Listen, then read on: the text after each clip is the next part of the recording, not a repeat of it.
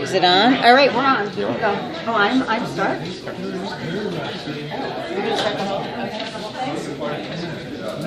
Hi, everybody. Hello. Hello. How are you?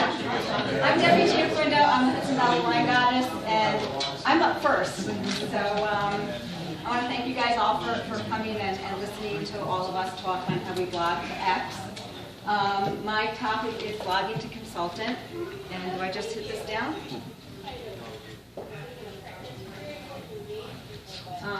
Blogging to consultant. So we all have a passion, and that's why we blog.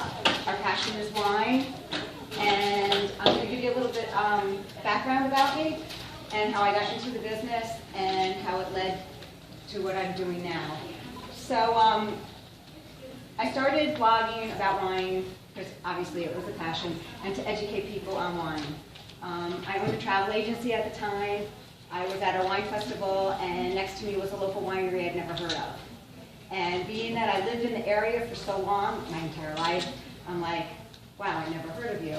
I started doing inbound tourism to the region and sending people to the wineries, and they realized, these people are coming through. I created a VIP card, and they approached me and said, will you help us with your marketing? So I started working with the Cheyenne Wine Trail in the Hudson Valley to do their marketing. I started blogging around a little bit before that, and blogging about wine, and then I started to focus on the Hudson Valley region. Then, Twitter came into play, and you have all these other social mediums that come into play, and I started to get a following. So people in the wine region saw that, and I was bringing people, to the area, and with the blogging and with doing the marketing, it really increased the awareness of Hudson Valley wines. So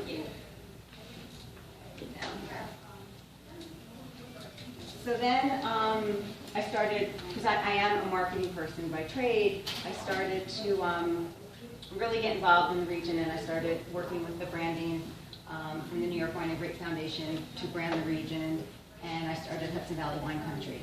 And all this was due to what I've learned actually in the blogosphere and in the wine bloggers conferences with social media. One of my big things is when you're blogging to consultant is you have to show them, okay, that you have the followers. You're going to be either doing, for me it was marketing. So I have to show them, look, I've got 6,000 followers on Twitter. I've got X amount of readers of my blog. Don't you want that for yourself? Don't you want to have all these followers? Do you want to create relationships with these people? Bring them into your business, whether it's a winery, whether it's a printing shop, whether it's sell a house for a real estate agency. One of my biggest pet peeves is when I see people saying, yeah, I consult with social media, and you go and you look them up on Twitter and they have 5 followers. Well, if you only have 5 followers, how are you going to build my business on Twitter? You can't build your own network and business on Twitter. So how are you going to, show me what you have. So once you've created yourself, your space, so to speak, you're going to need to, you create your space, your blog, your Twitter, your Pinterest, whatever you're going to, focus on, so that you're going to show potential clients, this is what I do. This is how I'm successful. I can be successful for you. I can do this for your business. I did this for me. I can do this for you. So you're creating your virtual space, and you're creating a buzz. You're creating the buzz around yourself. You're creating relationships. And you're going to do that for your clientele, regardless of whoever they are. And you need to show them that this is what you've done for yourself. And one of the examples that I always give to my clients is years ago, back in the early days of Twitter, I became friendly with a chef. I didn't know her, just through Twitter. And she tweeted, and she happened to be in Hyde Park at the Culinary, which is right down the road. So I said, oh, let's meet for a drink. So we met for a drink, and face-to-face meeting is important. And she completed her program. It was just for a couple days, and she went back to Florida.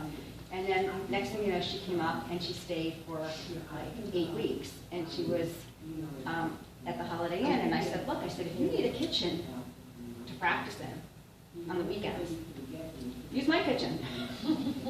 So we ate really well for 2 months. And then she came up for a week. I think it was Irene, it was Irene, Hurricane Irene. She was the last plane into Kennedy, drove up, and she stayed for a week to complete a class, and we ate really good for a week. And she actually stayed with me, because I had one of my kids was in college, so I had actually a spare room. But that was a relationship that was built on Twitter. And businesses can build relationships on Twitter. It's not a one-way medium. And so many businesses do that. And to explain that to a business, if it's a restaurant or winery, it's hard to get them to listen. But you have to, if you create your own buzz and you show them, this is the buzz I created for myself, I can do this for you, then, you're more apt to gain clientele. And the third is get involved. You need to network. Okay, you can't do it all behind your computer, you can't do it all on Facebook, you can't do it all on Twitter. You need to get involved in the community, whether it's a BNI, a chamber, some type of, like kayaking group, because that's where you're going to meet the people that you can potentially do business with. You're not going to meet them so much behind the Twitter or behind the Facebook. Many times businesses have their teenager, because they think that the stuff is for teenagers, doing their Twitter, doing their social media. And many businesses also don't realize how to integrate their social media with their traditional advertising. They might be on Facebook and they might be on Twitter, but nobody knows it. They'll do ads in whatever publications or on the radio, and there's no mention of it. So you really need to explain to the clients, how to integrate the two facets of, to all the mediums together to create the buzz for themselves and to, gain awareness for their business and to get clients into their, if it's a brick and mortar, into their shops, or if it's, an online business directed online. But you need to get involved. You can't do it all behind the computer. And then there's the results. I want to go back to networking. You might all think that because I'm from the Hudson Valley and I've lived there all my life, that, this is easy, I'm established, I'm known and everything. But yes, that's true. However, 2.5 years ago, I moved. And I moved 4 hours south. I didn't know anybody. I never spent so much time with my husband in the 20-some-odd years we were married as I did in 2.5 years. And I'm like, how am I going to build a network down here in Cape May? Yeah, I still have clients in Hudson Valley. I do go back up once a month, but this is where I'm sleeping most of the time. So how am I going to build a network here? I got involved. I joined a BNI. I joined a chamber. I have more business down. Business Networking International. So they're in all different regions and different cities. There might be more than one chapter. They meet once a week. There's only one per industry in the chapter, so I'm the only person doing social media in the Cape May chapter. When I was in Poughkeepsie, I did it for my travel business, so I was the only travel agency in the BNI. So there'll be there's like one chiropractor, one accountant, so it's only limited to that.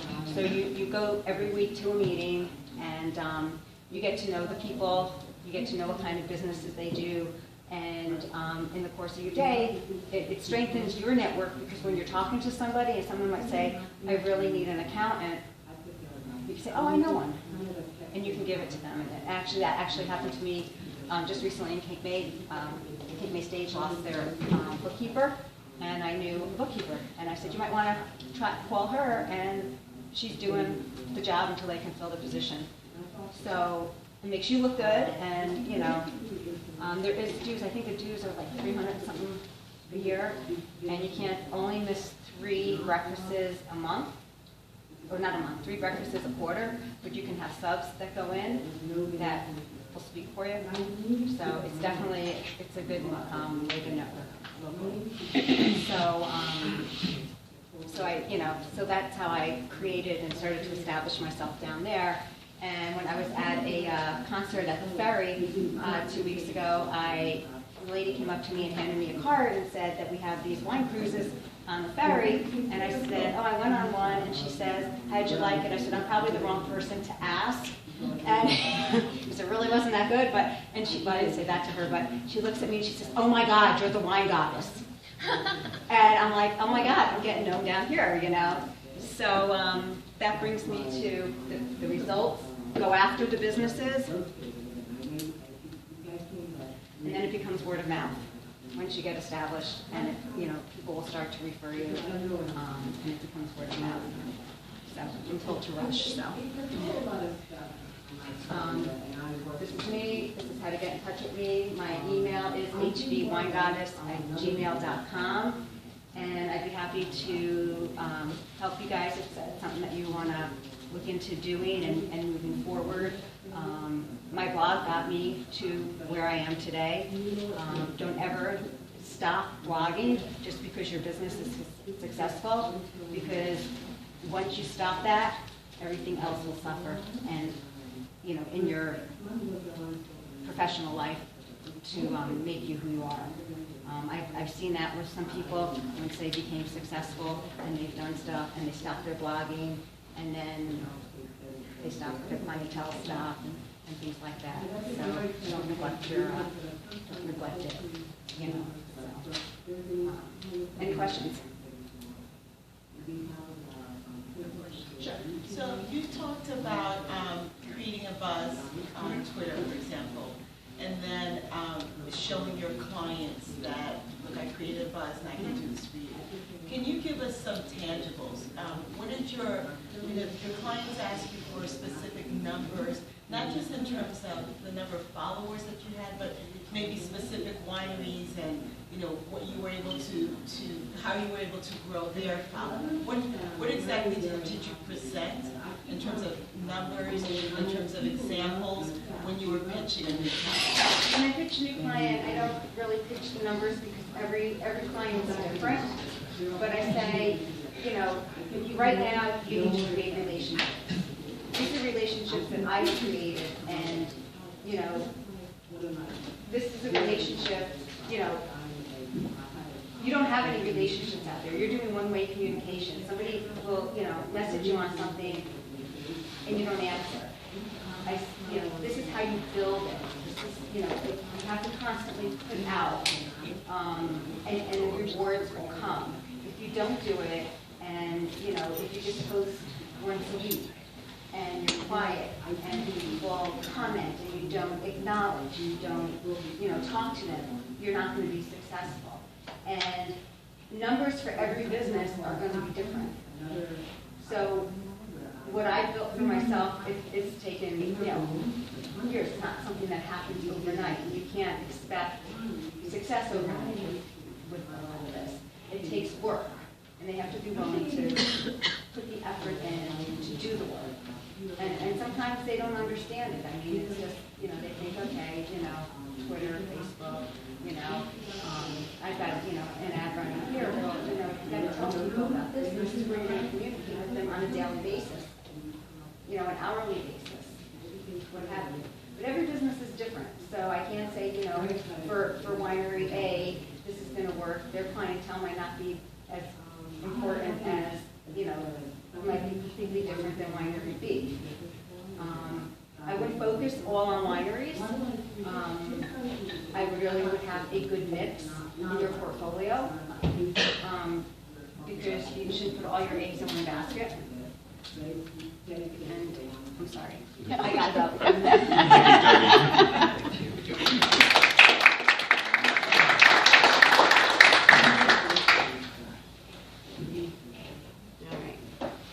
So hi, I'm Amy Gross. I've gone from blog founder and writer to magazine columnist to frequent television show guest to wine software startup CEO. Not exactly in that order, and some of those things at the same time. So for those of you that don't follow me everywhere on all my social media, Mom's Toolbox, which is the one up there, is a site that is primarily for moms. I blog about food, I blog about wine, I blog about travel, and I blog about Bible study, so it's an interesting combination.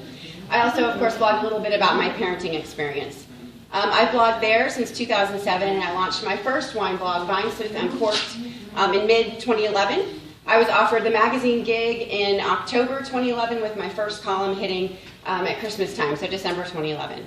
The startup project down at the bottom that produced the Wine For Me app, which launched last summer, and then our commercial suite of applications are coming soon. But let me kind of tell you how it all came down.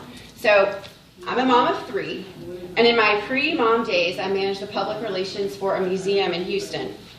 And once I quit to stay home, I got a little antsy. And so I purchased the Mom's Toolbox domain name and started writing about parenting and those sorts of things. However, I didn't know how to program a site. This was before I had heard of WordPress. And so I just sent an email newsletter to anybody that would let me. I even asked a couple of friends, I said, look, can I just send this to you so that I can start getting a following, just so that I can establish the name so that nobody else could steal my Mom's Toolbox name? And they said, sure. And they ended up sharing my parenting tips with other people, and it grew and it grew and it grew. So 2007, my sister-in-law, who is a rock-solid mom blogger, reached out to me and said, Amy, you've got to use your domain name. It's been sitting there forever. Let me tell you about WordPress. I went over to their house one time, and we talked about it. I said, I don't know how to do the technical stuff, and my brother helped me a little bit. I talked to a graphic designer. Seriously, I went to bed, I woke up, and the blog fairy had landed. She had set up a fantastic banner for me, and what just really kills me is, back then, 2007, I remember I paid Joy $25 to set my blog up for me. Now, whenever I employ Joy, I get her at $40 an hour, but everybody else gets her at like $150, $200 an hour. So I think about my $25 fee to launch my blog, and I thought, I think it's a pretty good deal. So I launched that, and a little bit after that, my husband and I went on a trip to Napa, and because I was a writer, and on my Mom's Toolbox site, I had guided thousands of people through reading the Bible in 90 days. I had written devotions, and when I started, I really didn't know that much about the Bible, but as I was learning and writing about it, I was sharing it with my readers. So on this Napa trip, I thought, this is going to be awesome. I'm going to interrogate all the tasting room staff. In my week there, I will understand all I need to know about wine. I'm going to write about it. I'll be everybody's hero. And we all know that just doesn't cut it. That didn't really work. So while we were there, though, my husband and I started talking about the complexities of wine and how sometimes you just really have no idea what you're getting in that bottle unless you've taken the time to really study. And even then, you may not know what's in the bottle. And then we started thinking about music and how complex music is and all the intricacies within that. And we thought about Pandora, and we thought, there's got to be a way that these two things, that we can use some of that to apply to this. So I started learning more and more about wine. I launched the Vine Sleuth Uncorked site because I wanted to keep my wine writing separate than my Bible writing because I thought that might make people a little nervous. And so I separated the two, and we're going to come back to that because I learned something in separating the two that, well, we'll get back to that. So I started learning about wine more. I wrote about it. In launching the Vine Sleuth Uncorked blog, I got to meet people in the industry. I got to build relationships. I got a front row seat at wineries, at Crush. I volunteered. I picked. I squashed. I did everything I could do to learn more about wine and write about it and to establish relationships in the industry and see who is it that I wanted to work with and who maybe I didn't want to work with and what could I do. So in doing that, my husband and I were thinking about a family vacation for Thanksgiving, and Gary said, well, we could go to Napa, which would be great. We could go to Manhattan. There's a lot of wine stuff there. We could maybe talk to Kevin Joyly or something. I don't know how we were going to arrange that meeting, but we thought we could. Or we could go to the Finger Lakes. And I said, I don't know anything about this Finger Lakes place, so let's try that one. And I Googled the Finger Lakes, and I came across Evan Dawson's book, Summer and Glass, which if you have not read, buy it, read it. It is amazing. You will love the Finger Lakes even more than you already do just from being here. So I devoured the book. I reached out to 4 people in the book and asked if I could meet with them. 3 said yes, 1 was out of town. I came in, I met with fantastic winery owners, winemakers, established great relationships. At one of the wineries on my very first day, the winery owner said, well, where is it that you're going for Thanksgiving dinner? And as I'm looking at it with my 3 children cavorting about in the vineyards, I said, well, where would you suggest? Do you have any ideas of a great restaurant? He said, you should come to my house for Thanksgiving dinner. And I said, really? Because you see these children. And he said, I have 12 grandchildren. Come on over and it'll be a great time. And so I did. So after writing about my experience, following up, this is something to take into stride. When you establish the right relationships and you have a good story, don't let too much time pass before you cover it. Write about it and then reach back out. So I wrote about my experience and then I reached back out to several of those winemakers. And I said, all right, there's a little more going on than just the blog, and I want to tell you about that. Can I come out and chat with you? And so I did. I shared with them what we were doing. One of the winemakers said, sounds to me like you need a sensory science team. Introduced me to his wife, who's a sensory scientist at Cornell, who then introduced me to more sensory scientists at Cornell here in the Finger Lakes. And so since then, we worked with them on developing our method for evaluating wines. They helped us to find our first evaluators. They helped us to determine how to evaluate the evaluators. And our evaluators are rock stars. They repeat it 90% whenever they reevaluate wines for us. And many of them are here at the conference. Unfortunately, Joe Roberts is not here this year. He's one of them. Meg is another one of them. And several of the winemakers that you've met on the excursions are actually evaluators for us. Deborah Parker Wong. These are all people that I met through Cornell and also through my blogging. Again, by meeting people and interviewing them for stories, and treating them with respect, I was collecting information that I could use for other things, just like you can do in whatever it is that you want to do. So I kind of went out of order, but back there, after I launched my blog, I knew that there was a new magazine coming to town, and it was put together by an established publisher that I knew when I was at the Children's Museum doing public relations. So she had experience with me in the PR realm before, and then she saw how I was blogging regularly, and felt that she could trust me. She liked my writing. I had, established myself as a regular writer. And so Lara asked me to become a columnist for her magazine. And we negotiated the deal that I kept the rights to all my columns so that I could reuse those on my blogs however I see fit. Sometimes I'll try to write a lot of evergreen posts that I can use for the magazine or I can use in the blog, which is really helpful to do that, and I can obviously repost some of those things or link back to them. I talk about my blog in the magazine so that both of them are kind of feeding off each other and helping each other grow with that. The magazine it's 4 magazines. I'm always in one of them, which actually hits one of the most affluent parts of Houston. And often I'm in the other 3 as well, but the combined circulation is 1.3 million, which that's a lot more people than I hit on my blog. And I'd love to tell you guys, I've got like 1 billion people. But actually, if you look at just the last 30 days, I pulled these up, and people get all weird about their numbers, but I pulled it up on Google Analytics just to let you know. 5,600 unique readers for Wine for Me in the last 30 days, and 5,200 unique readers of Mom's Toolbox in the last 30 days. So that's not a whole lot, but when you add that to the 1.3 million that I reach in my magazine columns, together they're kind of playing off each other. So the gig with the magazine gave me a little bit more credibility in the area. People started reading it more. Wine shops started asking me to come in and do presentations and speak in women's groups and wine tastings. And then also I started reaching out to our local NBC affiliate to ask them if I could come on air and talk about Valentine's wines, talk about holiday wines, talk about wine gifts, talk about wedding wines. Anything that I could think of, I would reach out. Now, I'm not calling out to them every month. I'm not calling out to them every week. But I went on their websites, I found out who the producers were, and I pitched them my stories. And I followed up with emails, and every time I reach out and ask if I can be on air, I'm on air, whatever that time is. Now, something's a little quick TV tip. One is ask.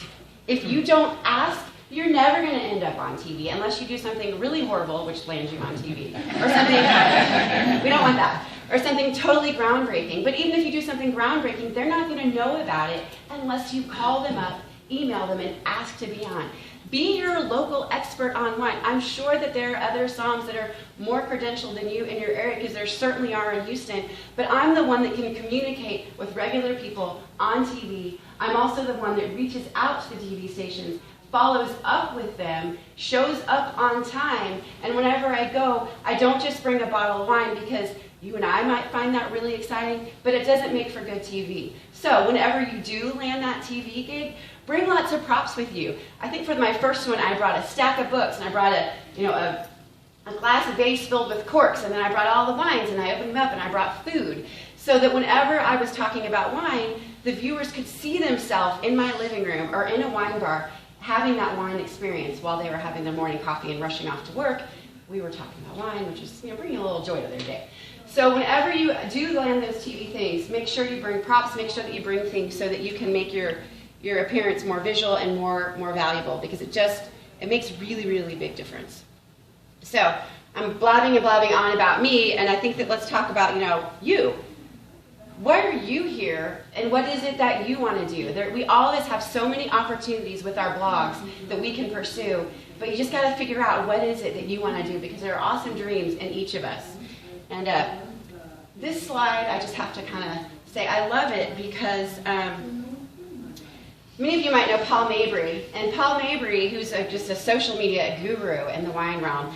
So I was talking to Paul several years about the Wine for Me app and my process ahead, and he said, Amy, I think that's kind of like Mount Everest. A lot of people die on the top to Mount Everest. Now there are some that make it, but I don't think your odds are all that great. And I said, well, Paul, I intend to conquer Mount Everest, and I will step over every body on the way if I have to.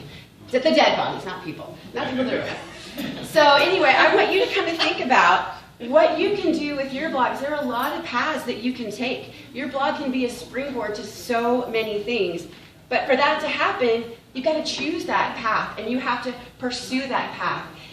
The 1 in 2 million chance that something is just going to materialize. But if there's something that you want to do, think about it, and then start plotting your course and figure out what you want to do. Now, I'm going to kind of circle back. No, I'm not going to circle back because it's time. I'll tell you the Bible thing later. So, in figuring out what your path is, choose your motivation. What is it that your goals are? What do you want out of your blogging?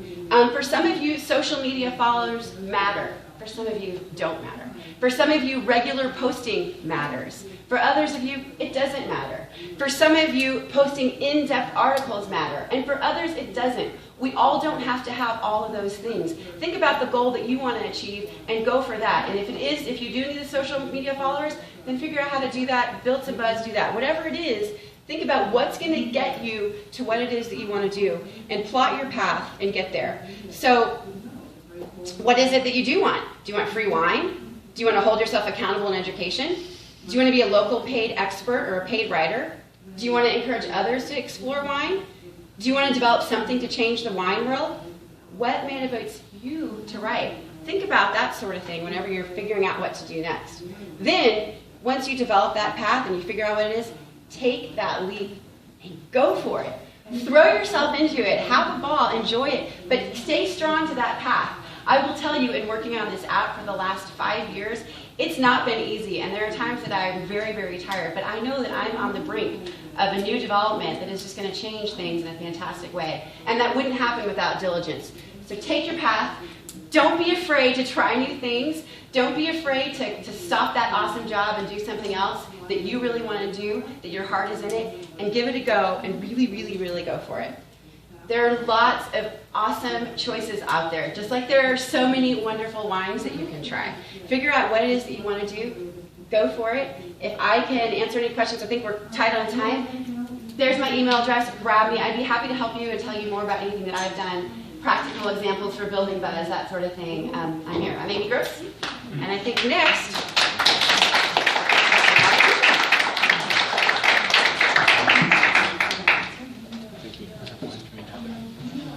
It's wine4.me. It is wine for duck, so I didn't misread it. There's no duck. .me. All about you and me. I'm a .me.